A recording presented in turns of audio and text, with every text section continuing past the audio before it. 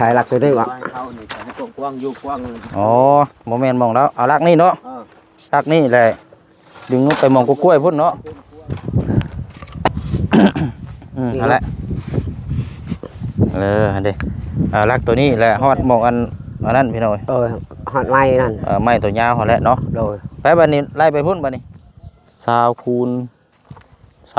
18พี่น้อยหน้านี่นะหน้าทั้งอันเดียยืนอยู่นี่มานี่ประมาณ20 เมตรดึงไปพุ่นประมาณ16เดี๋ยวสิได้หน้าใหญ่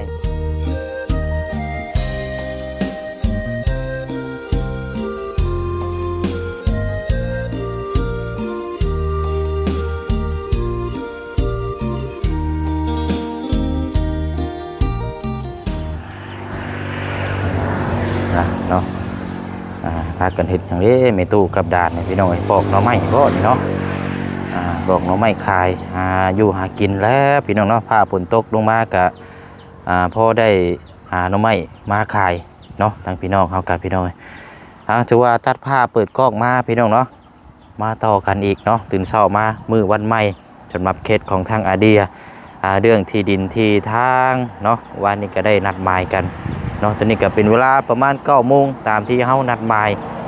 เนาะไปเบิ่งที่มองนั่นแหละพี่น้องเนาะที่เฮาได้พูดได้คุยน้ำกันถ้าว่าที่อยู่นี่ถ้าว่าเพิ่นบ่แบ่งขายให้ก็เบิดแล้วบัดนี้พี่น้องบ่ฮู้ว่าสิหาที่หม่องใดให้เราเพราะว่าไปถามมาเบิดแล้วเขาเจ้าขายอยู่แต่ว่ามันแพงเนาะเป็น100 ล้านพุ่นพี่น้อง100 ล้าน200 ล้านสิเอาเงินมาแต่ไสซื้อพี่น้องเนาะอันนี้ก็เจ้าของที่ดินนี่ก็ เป็นญาติพี่น้องกันเพราะว่าสิบ่แบ่งให้กันเนาะพี่น้องเนาะเอาก็ความกว้างความยาวนี่ทางพ่อน้องเปียวนี่อยากให้พอดีปูเคลื่อนได้ประมาณกว้าง12ยาว15ซะพี่น้องเนาะพออยู่แล้วก็ทางเที่ยวทางออกนี่ก็ถือว่าสะดวกสบายอยู่ใครกลัวหม่องเก่าหม่องนี้อยู่นะพี่น้องเนาะ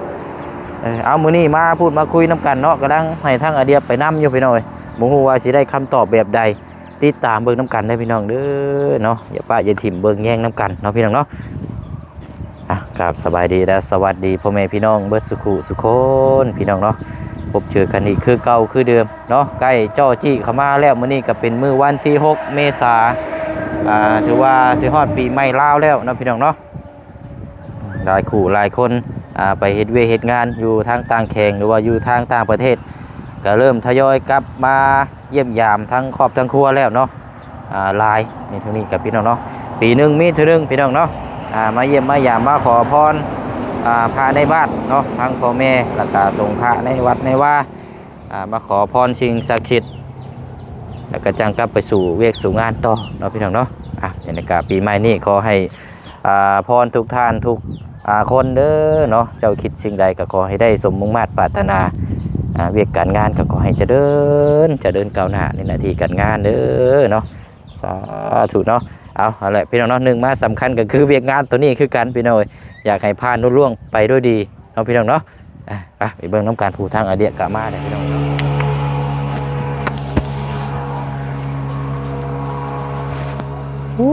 คุยน้อยเดียวนึงก็ตีงเมื่อแรกนี่กันเนาะรุดเมื่อแรกนี่กันเอ้ยเนาะมันต่อยไปหมดเลยโดยหน่อไม้เนาะโตพี่น้องเอ้ยเอาไปขายบ่คือเอามาแกงกินฮะขายซื้อข้าวกล่องอยู่ขายซื้อข้าวดูไผนี่น่ะล้านน้อยชื่อนี่ไหนน้ำย่อยเนี่ยอ๋อน้องย่อยนี่บ่ดอยมันยังคือกลมหน้าจุลูนั่นล่ะบัดนี้โอ้ยเนาะเอาไปหาน้ำกันบ่เจ้าไปหานี้น้องย่อยบ่ได้ไปเนาะมีตู้น่ะนอนอยู่นี่คนเดียวบ่นอนคนเดียวลูกหลานน่ะนอนอยู่หลังนี้เนาะนี่เนาะเพื่อนนี่นะโอ้ลมมานี่รุดโดนเล่นนี่อะไรเด้ยันดมเมือนน่ะนอนเพิ่นโดยเดี๋ยวคอยตายกันแล้วเนาะเอาปอกหน่อไม้เนาะโดยเอาไปอย่าว่าน้ำลูกอย่าได้ไปอันพุ่นก้อนไปหาทางอาเดียก่อนได้ก่อนไม่ตุเจ้าชิว่านี่ใดว ว่าเขาว่าอย่าอย่าคอสักทีอย่างมึงอย่าให้ใหม่ อ๋อนี่เพิ่นมาเด้อเจ้าอยากได้สังกะสีนี่บ่ ๆ เออมันสิมุงได้อยู่บ่นี่เอาเดี๋ยวจังว่ากันเฮาไปคุยเวียกพุ่นก่อนเด้อแม่ตู้เด้ออันออกไปได้บ่นี่ลัดไปนี่ได้บ่ ได้ได้ ออกไปนี่บ่พุ่นได้ชาได้บ่ลงไปนี่ ได้ล่ะ ได้เนาะโอเค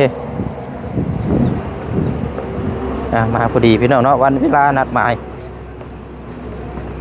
ทางไหนเด้นี่ออกได้บ่นี่คือขังไปแนวนี้นี่เนาะ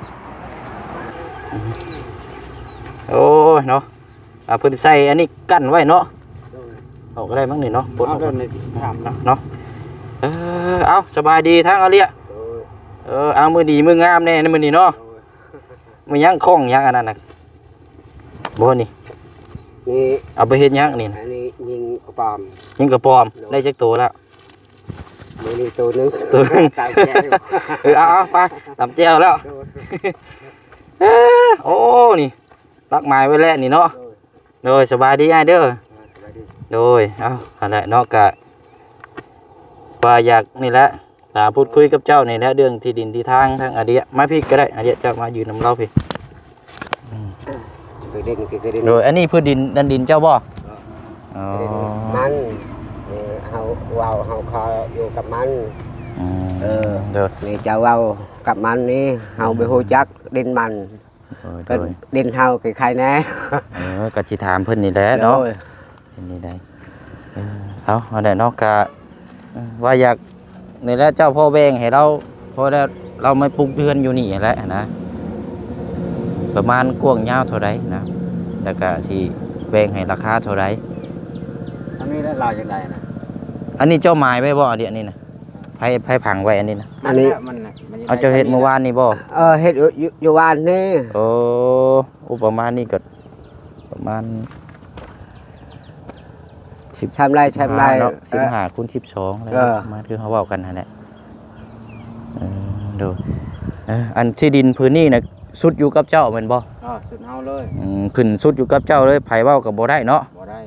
มีแต่ดินเฮานะตะกี้ก็ให้หมดแต่ทางฮอดคุณฮอดห้วยน่ะก็ โอ้ 150ล้านเฮามันยังบ่คาย โดย เพราะว่าไปนี่แหละให้น้องอยู่นี่แหละ ทางแบ่งให้น้องอยู่เนาะ เพิ่นมันยังอยู่แล้วเฮาจะคายแบ่งให้มันแต่ละ ขายแบ่ง ขายหมดเลย คันว่าคือว่าปิดไว้ได้เจ้าก็อยากขายเบิดนี่ได้เนาะแต่ว่าคือว่าได้กันขายเบิดแบบมันบ่มีเงินซื้อได้เนาะทางแบ่งนั่นแหละคือว่าอันนั้น ตะกี้ก็ให้แล้ว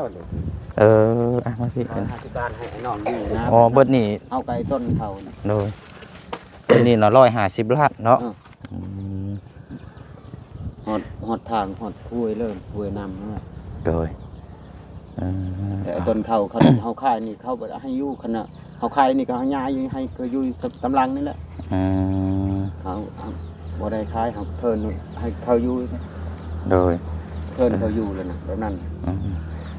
บัดนี้ทางอ้ายอันเขตหมายไว้นี่ได้เนาะ เขตไม้ชุดชำนี้แล้วมันอย่างไร โดยพอดีได้นี่ปลูกเฮือนอยู่นี้ก็พอเราได้ปลูกผักปลูกหญ้าเนาะปลูกกล้วยพวกหยังพอได้เดินได้หยังนี่ก็พอดีงามอยู่นี่พวงถึบอยู่ข้างอยู่ดินนี่ก็ดินงามเนาะมันนี่กำลังเริ่มมันนี่ก็มันเจ้าบ่ มันเฮาแล้ว งามเนาะโดยเอาอันน่ะเขาเรื่องเลยก็ได้กวประมาณนี้แล้วอันสิแบ่งขายให้เราในราคาเท่าไรอันนี้นะ ประมาณ20ล้านนั่นน่ะ อันนี้ได้ ใครชุดให้เราเลยใช่ใครชุดให้เราเลยให้เราคุ้มครองให้ดิน 20 ล้าน ให้เราคุ้มครองเลยดินขายให้เราเลยให้เขาอยู่ตลอดปีเลยทั้งลูกมันเลยอยู่ เดี๋ยวเอาบอสจะยืนอยู่พี่คนก็ได้ มันว่าพอมันเท่าแล้วให้ลูกประมาณนี้คุ้มครองนี่เขาว่าเอาอีกดินเราก็ให้เจ้าใจเงินแล้ว มันก็ต้องลูกเต้าเราอยู่แล้วสืบทอดว่า ไม่ได้ ซื้อ คุ้มครองอีกแบบนั้นนะ มันก็ต้องซื้อเด็ดขาดก็ต้องเป็นของเราอยู่แล้วเพื่อจบจากเรากับลูกหลานเราก็อยู่นี้ เขาไม่ได้เอาอีกต่อไปให้เล่าเลยให้คุ้มครองเองเลยดินมันเลย 20 ล้านติปอไหวแล้วแพงโพด เดินให้ข คนมันขอแล้วให้เขาจะสำนั้นแล้วผมมีอย่างกัน อันนี้ก็ ง่ายเบื้องนั้นก็ง่ายนึงก็ง่ายมันเป็นง่ายฮอดนึงทำนี่ก็ได้กว้างๆ เพราะว่ามันก็หนึ่งมามันบ่แม่นเงินเฮาแต่เงินผู้ใหญ่ที่เพิ่นอยากซอยเราเนี่ยนะวันนี้เงินผู้ใหญ่ที่เพิ่นซอยก็สมทบ แต่ว่ามันราคาสูงที่เฮาก็ยันบ่มีเงินบ่เพียงพอเราก็ยันบ่ได้ทีนะ มันไปอันละ พอลดได้อยู่บ่ฮะ ประมาณลัก10นี่บ่ได้บ่ 35 ล้านเอาแล้ว15 ล้าน ว่ามันราคามันสูงเลยก็ รถชำนาญแล้ว15 ล้านแหละ15เอารถให้มันเอารถดินเอาก็ซอยชำนาญแล้วมันเบิ่งเขาอยากอยู่หน่อยนึง30เขาอยากได้40คุณเอาก็ต้นมันกันเอาบ่ได้ยังคันเฮาเทินเฮาอยากขายมันขายหมดเลยว่าเราจะคอเด้ไอ้ตั้งเฮือนเรา คันว่าเบิดเบิ่งนี่เท่าใดก็จะว่านะ100เท่าใดก็ 150 ล้าน 150 ล้านเอาแม่ดิ ยังเฮาบ่ได้ขายเฮาไปต้นเขาคันเฮาขายนี่เขาบ่ได้ให้อยู่เลยบัดนี้อยู่ถึงนะไปต้นเขาเนาขายแล้ว กว้างเนี่ยกว้างยาวประมาณนี้ได้เนาะ คือนั่นแหละคันนี้เขาอยากได้เนี่ยใหญ่นึงคันอยากได้กว้างๆนั่นนี่ก็ใหญ่นึงทำไม กันว่าฮอดมืออันนั้นมาวัดก็เพิ่มอีกได้อยู่แล้วว่าเนาะประมาณนี้บ่ บ่ครับนี่ครับคุณบอมนี่ให้ลาวนึงให้เขาใหญ่นึงคันอยากได้กว้างๆนะนี่ก็ใหญ่นึงทำนี้เอาอีกว่าเอาลายสำนั้นแล้วถึกราคาแล้วเอาก็ซอยมันหมดเท่านั้นแล้วเอาไอ้ต้นมันกัน บ่จัก12บ่ได้บ่ โอ้ยสำนั้นแล้ว เพราะว่าเฮาสิคุยกับทางผู้ใหญ่เพิ่น ให้น้องเฮาอีกเฮาเพราะมันผู้เดียวเฮาให้น้องผู้ละล้านผู้ละแบ่งกัน เพราะว่ามันเงินบ่พอนะ พอสำนั้นแล้ว เพราะว่าในบ้านในเส้นอย่างนี้เจ้าเป็นคนจ่ายเองบ่เอาสมมุติเอาหั่นนะเป็นคนรับผิดชอบทางนั้นบ่หรือว่าทางเฮา ทางเจ้าแล้ว เราก็ต้องเสียเพิ่มอีกได้นี่แม่นบ่ล่ะ เอาแบ่งแค่ให้เขานี่ให้กว้างๆซอยเขาให้คุมนั้นให้เขาอยู่สบายๆกว้างๆนิดนึงให้เขาอนามัยนะ ว่านั่นก็ยับไปดึงไปนี่เนาะ นี่รักนี่รักตัวนี้ให้ซอยมัน ฮอดรักใช้ก็ รักตัวนี้ ใช้หลักตัวได้วะ ให้เขานี่ให้กว้างๆอยู่กว้างเลย อ๋อบ่แม่นมองแล้วเอารักนี่เนาะรักนี่แหละดึงลงไปมองกล้วยพุ่นเนาะ กล้วยก็แม่คุณบอมนั่นให้กว้างๆของเรา อ๋ออยู่นี้เนาะรักนี้แล้วก็ดึงไปมองกล้วยพุ่นเนาะกล้วยคล้องตัวนี้บ่ นี่ ไปอันนี้ยังไปเบิ่ง มียังที่กันนะทำกัน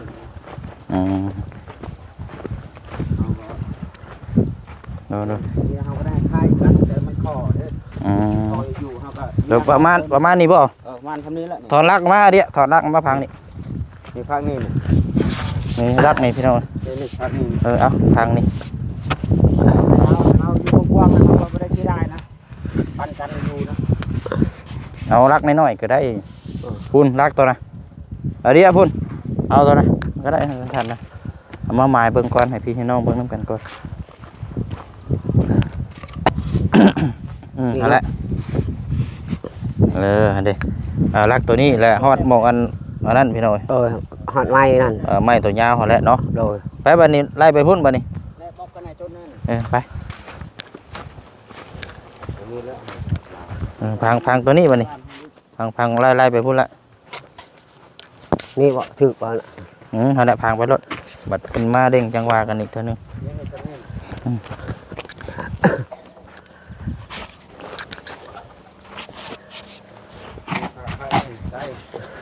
โอ้กว้างแล้วให้ บ่กว้างอยู่สำนี้นะ ดึกแล้วราคาเอาไปต้นมันกัน นี่แหละว่าต่างคนกับต่างบ่มีเนาะต่างพึ่งพาอาศัยกันคันสิว่าขายแพงก็มันก็นี่แหละเนาะต่างคนต่างเห็นใจกันพี่น้องเอ้ยมันลดกำกึ่งมาหยังก็โอ้นี่เด้เนาะชุดฮอดหัวพี่เนาะติดฮอดหัวพี่แล้วลึงมานี้พี่น้องเอ้ยนี่แหละแล้วให้ดีแล้ว ประมาณบ่เชียงเบิ่งนี่ประมาณ20คูณ18พี่น้อง หน้านี่นะหน้าทางอาเดียยืนอยู่นี่มานี่ประมาณ20เมตรดึงไปพุ่นประมาณ16ยังสิได้หน้าใหญ่แต่ว่ามันสิเสียบไปพุ่น โดย มุมท้ายสุดพุ่นน่ะสิประมาณ10นี่แหละ12มันดินเสียวเด้แต่ว่ากว้างเนาะเอาไปเข้าโฮมก่อนบัดนี้ประมาณนี้น้อยเนาะ ประมาณนี้แหละโอ้ยหายลายแล้ว พอกว้างแล้วนี่ก็คักแล้ว กว้างแล้วดีแล้ว เฮ้ยพี่ไอเดียมายืนน้ำเล่าพี่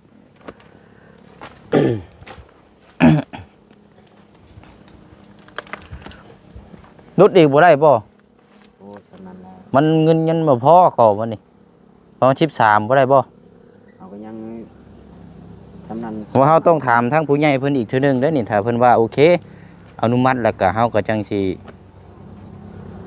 นั่นเลยนะแต่ว่าถามว่าสูงก็เฮาก็มันก็ขึ้นอยู่กับผู้ใหญ่อีกคือเก่าเนาะเพราะว่าเฮาบ่แม่นเงินเฮาเด้ โดย ถ้าว่าเงินเฮาหลายเนี่ยเฮาบ่ยากดอกปรับเอารู้แล้วแต่ว่ามันก็ต้องไต่ตองทำฝ่าย เงาเจ๊เบิ่นมันไปเอาเจ๊ เอาก็ น่า ให้ รอ คายให้คายสำนันแหละแต่เมียเขาจะคอนึงชาวร้านเขาไว้เอาบ่มีต้นเขานะ บ่ได้ดอกสาวละมันกำลังมันสูง โพ โพ ด ด สำนันแล้วเมียเขาให้เฮาคายดินสำนันแหละเขาเจ้าก็ปรึกษาเบิ่งปรึกษาหมู่ก่อนเฮาคือกันเฮาปรึกษาเมียเขาก่อนคือว่าเมียเขาให้คายแบบนั้นนะเอาไปยากให้เขาอยู่โอ้ยกวางแล้วให้ พวงอยู่นี่คักอยู่ กวางแล้ว ประมาณ13บ่ได้บ่ โอ้ยสำนัน เพราะว่าเขาต้องเสียค่าในบ้านประจำตายอย่างอีกได้นี่ เอาก็ยังไล่ไอ้น้องนะให้นะปันกันนี่มันผู้เดียวเฮากัน3-4คนนี่น้อง5แต่ดินน่ะดินเฮานี่ดินเฮานี่เฮายานดอกเรื่องนี้เอาประกัน บ่ต้องมีปัญหาหยังเนาะ บ่มีปัญหาดินเฮาเองอยู่คนเขาอยู่นั่นล่ะดินเฮาหมด อันบินพื้นนี่น่ะมีใบตาดินจับดีบ่ บ่ได้บ่มีเด้อ มีหยังแน่ซะ มีแต่ดินเปล่ามันยังบ่เฮ็ดแต่ดินเนี่ยหมดบ้านนี่มีแต่ดินก็เสียทุกมื้อแล้วทุกเดือนแล้ว ใบซื้อขายมีอยู่บ่เจ้า บ่มีเลย เอาคันซื้อเฮาซื้อเฮาสิเฮ็ดนี่ได้ซะคันเฮาซื้อคันว่าเดียวซื้อเจ้าสิให้เซ็นนี่ได้ซั่น ให้เขายังยืนในคนในบ้านนี่แหละมีแต่ยังยืนกูว่าดินเฮานี่แหละบ่ยานเลย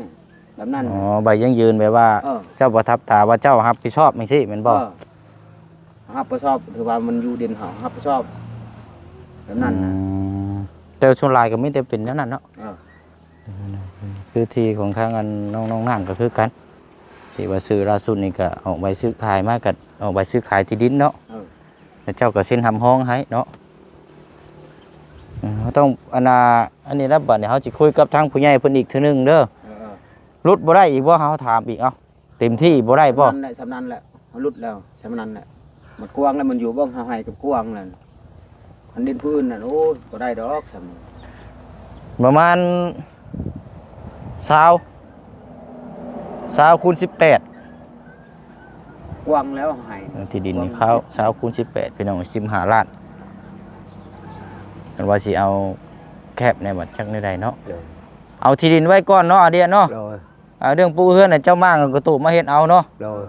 ขอให้มีที่ดินที่ทางบ่ต้องโยกย้ายไปบัดนี้เนาะ บ่ต้องไปแล้วถึกราคาแล้วเว้านี่ก็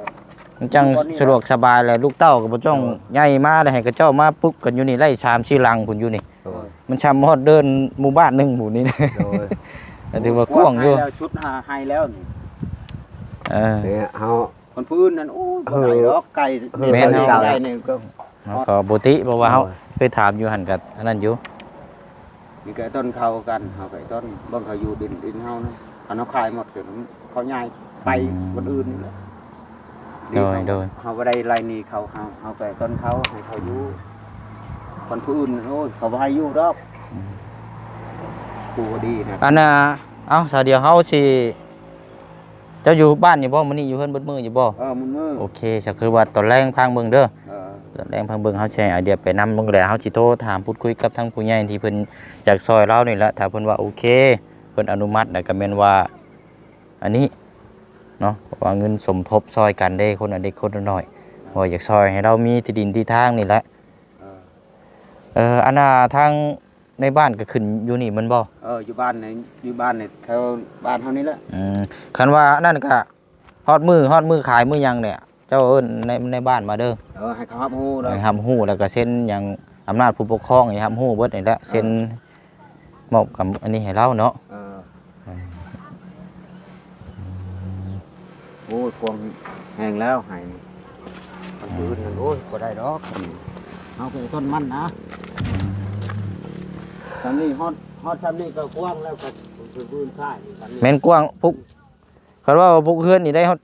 3หลัง2หลังพอดีครับพอดีเราปลูกนาทีไปเลยนะรู้เต็มที่แล้วนี่เนาะ รู้เต็มที่แล้วชำนาญแล้ว 14ก็บ่ได้บ่ โอ้ยชำนาญแล้วเฮายังปั้นในน้องกันนี่เฮาก็ในน้อง3-4 โอ้ดินนี่บ่แม่นของเจ้าผู้เดียวเนาะว่าต้อง ดินเฮาแต่ให้ไอ้น้องเด้ผู้น้อยแบ่งกันนะนั่น แบบว่าดินน่ะคือของเจ้าครอบครองไปเลยแต่ว่าว่าขายไปแล้วก็เฮาก็มีน้ำจิตน้ำใจจะแบ่งให้น้องนุ้งเนาะแบบนี้บ่ ผู้ละครึ่งแบบนั้นนะ โอ้ ให้เอาผู้เดียวเฮาก็บ่ได้ โดย แบ่งครึ่งนั่นนะโอ้กว้างแล้ว โอเคเด้อชายเด้อเดี๋ยวตอนแรงเนาะเดี๋ยวเฮาสิให้คำตอบเด้อให้คำตอบพี่น้องเอ้ย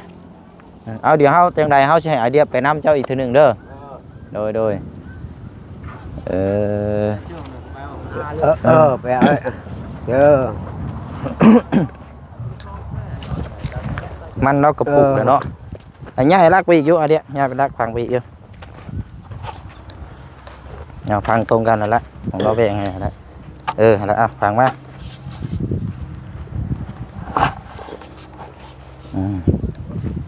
นี่ยายมานี่นี่ลากนี้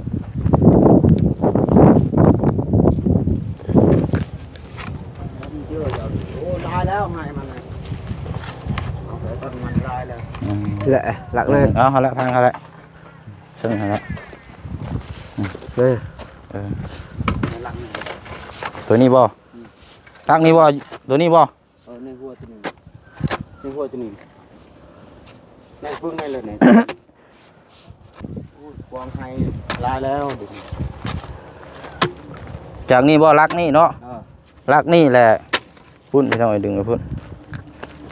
ประมาณ20บ่ประมาณ18เนาะบ่ฮอด20หรอก18 19นี่แหละแต่ว่าลายท่านจังได๋ก็ฮอด20อยู่แล้วพี่น้องอันบ่20ก็เป็น19เอ้า19คูณ19เนาะฝั่งนั้นก็ประมาณบ่พอกันหั่นแหละพี่น้องเราดิมันเสี่ยวเนาะ15ล้านพี่น้องเนาะเต็มที่แล้วแต่ว่าถามว่าทีนี่งามพี่น้องเนาะทีนี่สุดบ่เสียงก็มักอยู่เนาะในราคานี่ก็เดี๋ยวเอาหาได้มีอย่างเพิ่มเติมเดี๋ยวหาได้เด้อเดี๋ยวให้ทางอาเดียไปอันอีกเฮาสิคุยกับทางผู้ใหญ่ผู้เพิ่นสิช่วยเราก่อนเป็นได้อาเดียโอเคอยู่บ่กันได้ที่นี่ ได้เด็กนี่สบายอยู่ก็เพียงแบบมันอยากได้ผู้เฮือนอยู่นี้น่ะก็นี่เนาะปลูกกล้วยก็หยังโอ้เนื้อที่เหลือเพื่อโดย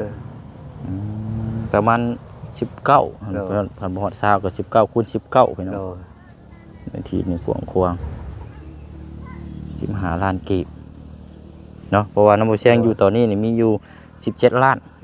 17ล้านกีบคือเฮาแจ้งไปนั่นแหละเนาะเอาละเนาะจังได๋ก็อยากได้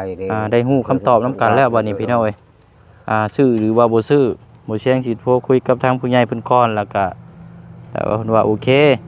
แต่เขาก็ถ้าว่าบ่พอก็จังสมทบซอยกันบัดนี้เนาะเพราะว่ามันสุดแล้วบัดนี้พี่น้องบ่ฮู้ว่าสิหาบ่งไรคือถ้าเฮาเว้าโดยตรงเลยนี่บ่แซงไปถามเบิ่งได้ที่ข้างๆนั่นแพงน้อยเดียวนึงพี่น้องประมาณ20-30ล้านยกตัวอย่างคือคุมระเบิดซื่อๆนี่ตะหน้านี่เราอยู่ได้40ล้าน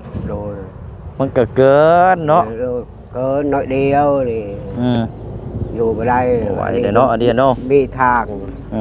นั้นเฮาอยากได้ทางไปทางมาก็มีแล้วยังว่าอยู่บ้านนี้ได้แต่เพียงนี่อันนี้น่ะงามอันนี้น่ะที่ดินงามไผมาเห็นทีมงานบ่เห็นก็ยังมักบ่เลยแต่ว่ามองแรกเด้น่ะบ่มีไผเห็นดีนำแต่เฮายังบ่โอเคแต่อันนี้นั่น 19คูณ19หรือว่า20เนี่ยพี่น้องต้องวัดเบิ่งทีหนึงนี่เพราะว่าเฮาบ่แม่นบ่ได้เอามาวัดแต่ว่าราคานี่น่ะบ่เสียงว่าโอเคอยู่ โดย ว่านะอย่างน้อยก็เฮาบ่ได้เฮือนในชานก็ได้ที่ดินที่ทางให้เรามาปลูกกระตูบอยู่นี่ก็แค่แน่บ่ต้องโยกย้ายไปทางใดบัดนี้ โดย เออเจ็บไข้ได้ป่วยก็ย้าเฮาอยู่ที่ดินเฮา โดย ตายก็ตายอยู่นี่เนาะ ตายก็ตายอยู่นี่ก็อยู่กับดินเฮาเอง เออ นั่น บ่ต้องไปทางอื่น ไปอยู่อื่นนี่ก็เบิ่งนี่ก็เฮาตั้งแล้วแต่เก่านี่ อืม ไล่เฮาแต่ไปตั้งอยู่บ้านนี่ติบ้านน้อยเดียวนั่นนี่ตั้งไล่ที่จะพุ่นติตั้งอยู่ห่มพุ่น โดย นั่น เออเนาะ มัน เอ้าบัดนี้เนาะบ่อยากโยกย้ายไปทางใหม่อีกบ่ โดยอยู่บ้านนี้แล้วตายก็ตายก็อยู่บ้านนี้แล้วตายก็ยัง พาลูก เฮาอยู่ พาลูกพาเต้านอนอยู่นี่เลยแหละเนาะ โดย อืม นั่นเฮายกมาเฮือนเก่าเฮาโปกอยู่หันเลยเพิ่นเอา อืม เฮ็ดเฮือนธรรมดาแบบนั้นแหละแต่เจ้ามาคืออยู่เฮือนเฮาเฮ็ดนี่แหละ โดยเอาโอเคสาเดียเด้อ โดย เดี๋ยวตอนแรงเนาะ โดย เดี๋ยวเอาคุยกับทางผู้ใหญ่เพิ่นก่อนนะว่าโอเคก็แม่นว่าดำเนินการเด้อบัดนี้เนาะ โดย เรื่องในการใบซื้อขายยังออกใบตาดินใบซื้อขายยังจับดีพี่น้องเนาะบ่ตกถึงญาติว่าเพิ่นให้รับรู้นํกันหมดเลยที่ดินพื้นนี้นี่เพิ่นสิเซ็นประทับตาออกใบซื้อขายให้แล้วก็แบบคือบ้านน้องน้ำมาแหละ โดย แล้วก็แม่นเซ็นให้เราเซ็นประทับตาผู้นี้รับห้องเอาก็แม่นลูกเต้ารับห้องต่อก็แม่นจบ โดย เนาะ โดย เออ นั่นแหละ เอาจังไดก็ขอให้ฟันเป็นจริงเด้อจังไดก็ติดตามเบิ่งนํกันอีกทางอาเดีย เด้อ โดยเอาเนาะตามนั้นแหละเดี๋ยวเฮาสิเข้ามาใหม่เด้อ โดย อาจจะปรึกษาเพิ่นกับเพิ่นอีกก่อนเนาะเอานี่แหละพี่น้องเนาะเนื้อที่นี่ประมาณ19คูณ19หรือว่า20นี่แหละพี่น้องน่ะบ่เสียงเบิ่งนี่บอกว่าเฮาดิเบิ่งในสายตานี่ก็ขนาดนี้ว่านี่ก็ประมาณเอาประมาณเต็มที่ก็ประมาณ19หรือนี่แหละพี่น้องเนาะ15ล้านกีบบ่รุดบ่หย่อนพี่น้องสุดละว่าบ่เสียงมีอยู่17ล้านเดี๋ยวนี้นี่เนาะว่ากันบานนี้พี่น้องเนาะได้คำตอบแล้วค่ะเราอยู่นี่ก็โอ้คักแล้วพี่น้องเนาะของปลูกของพังอยู่กินลุงห่วยลุงห้องนี่สบายอยู่เนาะมีทางออกทางเข้าสบายอยู่เนาะป้าเนาะมีอย่างเพิ่มเติมมาแจ้งพ่อแม่พี่น้องน้ำกันอีกเด้อพี่น้องเด้อเนาะเบิ่งน้ำกันจนแล้วจนทั่วพอละนี่กับพี่น้องเนาะยังไงก็ติดตามเบิ่งน้ำกันอีกเนาะเดี๋ยวคลิปนี้ลาไปอีกคือเก่าคือเดิมเลยพี่น้องเด้อปรึกษาหารือกันก่อนป่านนี้พี่น้องเนาะบ๊ายบายเด้อพี่น้องเด้อสบายดี